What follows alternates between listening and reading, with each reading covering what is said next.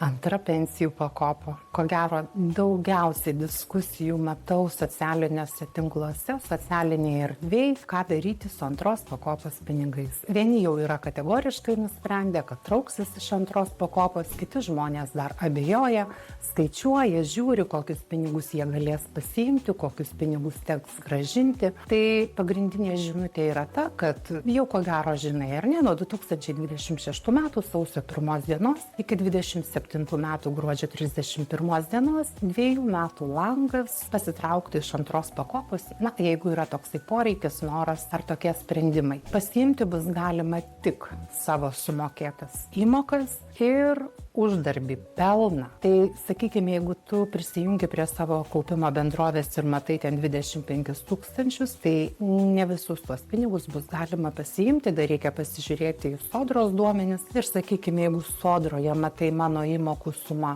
sakykime 5 000, bendras pelnas, jeigu keitei kaupimo bendrovės, dar 5 000, tai tu galėsi pasiimti 10 000. Ir jeigu kartojosi, kaupimo bendrovėje yra 25 000, tai 15 000, tu sugrąžini į sodrą ir nusiperki, taip sakant, sodros vienetus, sodros apskaitos taškus ir tai bus kažkada priedas prie tavo pensijos.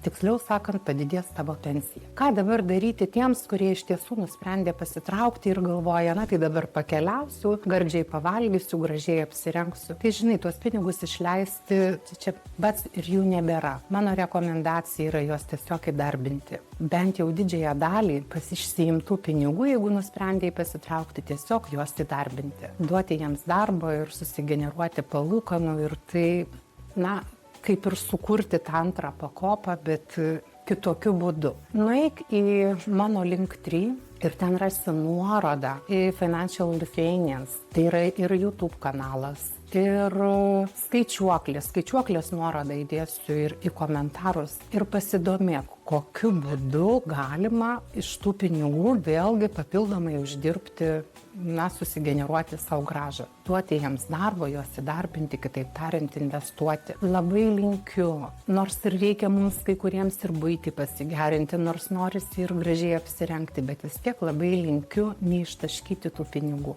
Žinai, pinigus išleisti 1, 2, 3, bet juos išsaugoti, va čia jau yra menas, sakyčiau. Linkiu tau gerų sprendimų, kalbant apie antrą pakopą.